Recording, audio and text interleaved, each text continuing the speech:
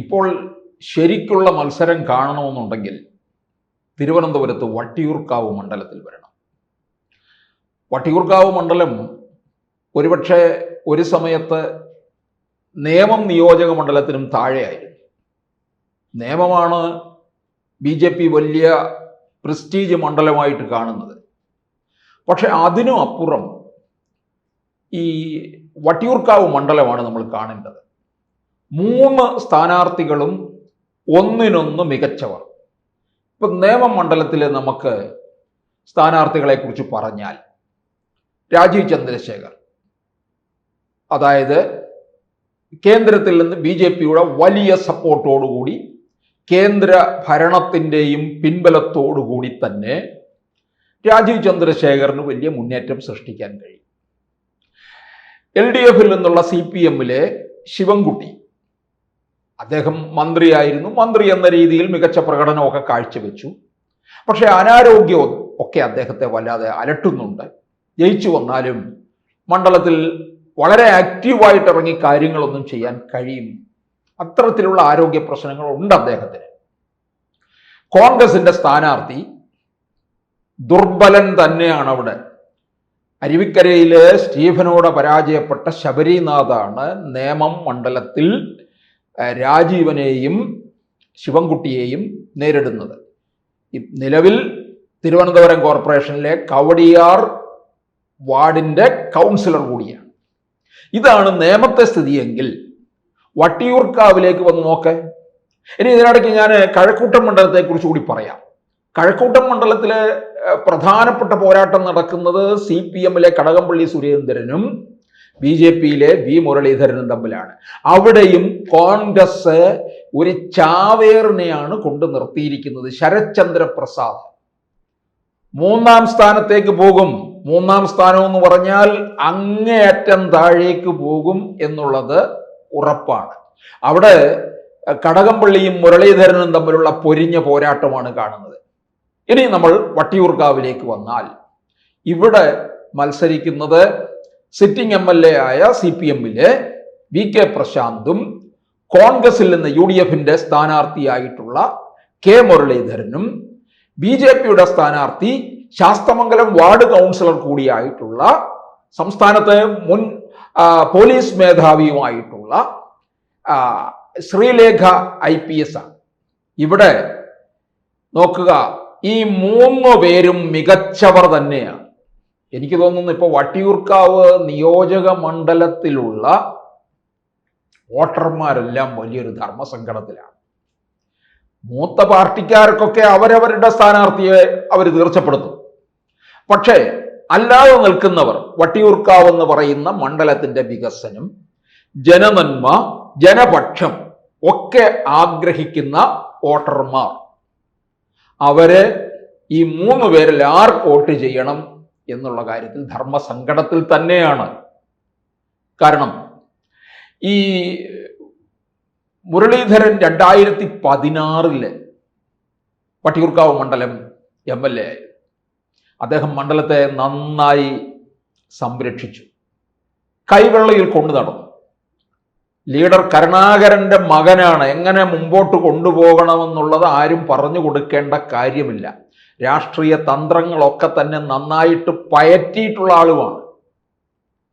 ഇനി VK പ്രശാന്ത് തിരുവനന്തപുരത്തിന്റെ മേയറായിട്ട് നല്ലവണ്ണം നല്ല കാര്യങ്ങൾ ചെയ്ത് ജനങ്ങളുടെ ഇടയിൽ വലിയ അംഗീകാരം നേടിയിട്ടുണ്ട്.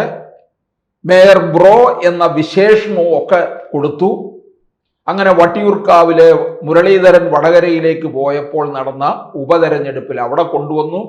ഉപതെരഞ്ഞെടുപ്പിൽ വിജയിച്ചു. 2021 ഭൂരിപക്ഷം വളരെ വർദ്ധിപ്പിച്ചു. 2016 അന്ന് അവിടെ CPMന്റെ സ്ഥാനാർത്ഥിയായിരുന്ന TN സീമ 3ാം സ്ഥാനത്താണ് പോയത്. അതിനു മുമ്പ് 2011 CPMന്റെ സ്ഥാനാർത്ഥി ചെറിയാൻ ഫിലിപ്പായിരുന്നു, CPM സഹയാത്രികനായിട്ടുള്ള. വളരെ ദയനീയമായ രീതിയിൽ പരാജയപ്പെട്ടു. ആ ചെറിയാൻ ഫിലിപ്പ് ഇപ്പോൾ ഇന്ദിരാഭവനിൽ ഇരിപ്പുണ്ട്, കോൺഗ്രസിന്റെ ഇന്ദിരാഭവനിൽ ഇരിപ്പുണ്ട്. ആ ഇന്ദിരാഭവൻ ഇരിക്കുന്നതും വട്ടിയൂർക്കാവ് നിയോജക മണ്ഡലത്തിലാണ്. അപ്പോൾ ഇനി അടുത്തത് ശ്രീലേഖയിലേക്ക് വരുമ്പോൾ, ശ്രീലേഖയുടെ ഇപ്പം കെ മുരളീധരൻ്റെയും വി കെ പ്രശാന്തിൻ്റെയും ഒക്കെ ഒരു മണ്ഡല ഏത് തരത്തിൽ സംരക്ഷിക്കുന്നു എന്നുള്ളതൊക്കെ മുൻപ് കണ്ടിട്ടുണ്ടാകാം. പക്ഷേ ശ്രീലേഖയെ അത്തരത്തിൽ ജനം കണ്ടിട്ടില്ല. ഒരു വാർഡിൽ മാത്രമേ അറിഞ്ഞിട്ടുള്ളൂ. പക്ഷേ ശ്രീലേഖയിൽ നിന്ന് എന്ത് കിട്ടും എന്നുള്ള കാര്യം കൃത്യമായി ഇപ്പോൾ വട്ടിയൂർക്കാവ് മണ്ഡലത്തിലെ ജനങ്ങൾക്ക്, വോട്ടർമാർക്ക് അറിയാം. കാരണം ഒരു ഹൈ പ്രൊഫൈലാണ് ശ്രീലേഖ മറ്റ് രണ്ടു പേരെക്കാളും.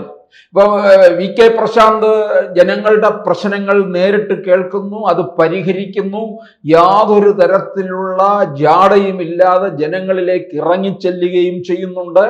ഇതൊക്കെ അനുകൂല സാഹചര്യമായിട്ടാണ് കാണുന്നത്. പക്ഷേ ഒരു കാര്യത്തിൽ നമ്മൾ സംശയിക്കേണ്ടിയിരിക്കുന്നു.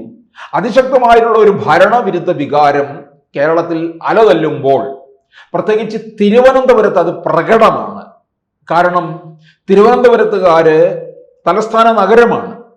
ഭരണത്തിൻ്റെ നേട്ടവും ഒപ്പം കോട്ടവും ആദ്യം അനുഭവിച്ചറിയുന്നത് തിരുവനന്തപുരം നിവാസികളാണ്. കേരളത്തിൻ്റെ ഭരണത്തിൻ്റെ എല്ലാ തരത്തിലുള്ള കുഴപ്പങ്ങളും അഴിമതിയായാൽ പോലും ഇത് നേരിട്ട് മനസ്സിലാക്കുകയും അറിയുകയോ അനുഭവിക്കുകയും ചെയ്യുന്നവർ തിരുവനന്തപുരത്തുകാർ തന്നെയാണ്. അവരാണ് ശരിക്കും പറഞ്ഞു കഴിഞ്ഞാൽ സംസ്ഥാന ഭരണത്തിന്റെ ഗുണഭോക്താക്കളായിട്ട് മാറുന്നത്. തിരുവനന്തപുരം പൊതുവെ എപ്പോഴും മറ്റിടങ്ങളെക്കാൾ വലിയ പുരോഗതി നേടാതെ നിൽക്കുന്ന ഇടമാണ്. അതുകൊണ്ട് ആ തരത്തിലുള്ള അരിശവും തിരുവനന്തപുരത്തുകാർക്കുണ്ട്. ഇതിനൊരു മാറ്റം ഉണ്ടാകണം. അത് കരുതിയാണ് ഇവിടെ ഇത്തരത്തിൽ BJP കേന്ദ്ര ഭരണത്തിന്റെ പിൻബലം ഉള്ള ഒരു സ്ഥാനാർത്ഥി വരുമ്പോൾ ആ സ്ഥാനാർത്ഥിക്ക് വിജയസാധ്യതയിലേക്ക് നീങ്ങാൻ കഴിയും എന്ന് വോട്ടർമാർ മനസ്സിലാക്കുന്നു. അത് കേന്ദ്ര ഫണ്ട് ഉപയോഗിച്ചുള്ള നീക്കവും ഉണ്ടാകും. അതുമല്ല, 2026 BJP കേരളത്തിൽ നിർണായകമാകും എന്ന് മനസ്സിലാക്കുന്നു.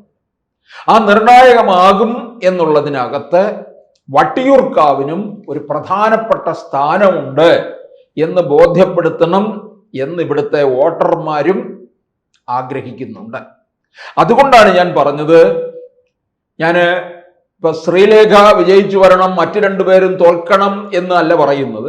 3 പേരും മികച്ചവർ തന്നെയാണ്. ഇതിലാരാണ് മുമ്പൻ എന്നുള്ളത് ചോദിച്ചാൽ അതിനകത്ത് നമുക്ക് അല്പം സംശയിക്കേണ്ടി വരും. 3 പേരും ഒപ്പത്തിനൊപ്പം നിൽക്കുന്നവർ തന്നെയാണ്. പ്രശാന്തിന്റെ ആ ഒരു നൈർമല്യം, മുരളീധരന്റെ ആ ഒരു രാഷ്ട്രീയ തന്ത്രങ്ങൾ അറിയാവുന്ന, ജനസമ്പർക്കത്തിലൂടെ ജനങ്ങളെ കയ്യിലെടുക്കാവുന്ന ശ്രീലേഖ എന്ന BJPക്കാരിക്ക് ഈ ഒരു ഭരണ നൈപുണ്യമുണ്ട്. നിയമപരമായിട്ടുള്ള കാര്യങ്ങളിലൂടെ കാര്യങ്ങൾ നേടിയെടുക്കുന്നതിലുള്ള ഒരു നൈപുണ്യം. ഇതൊക്കെ അനുകൂല ഘടകങ്ങളായി മാറുകയാണ്. അപ്പൊ ഈ അവസരത്തിൽ വട്ടിയൂർക്കാവിന് ഏറെ സാധ്യത തെളിയുകയാണ് ചെയ്യുന്നത് BJPക്ക് അനുകൂലമായി.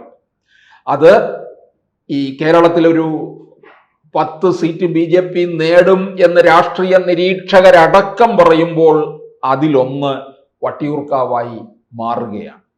കൂടുതൽ വാർത്തകളും വിശേഷങ്ങളും നിങ്ങളിലേക്ക് എത്താൻ ABC മലയാളം സബ്സ്ക്രൈബ് ചെയ്യുക, ബെൽ ബട്ടണും അമർത്തുക.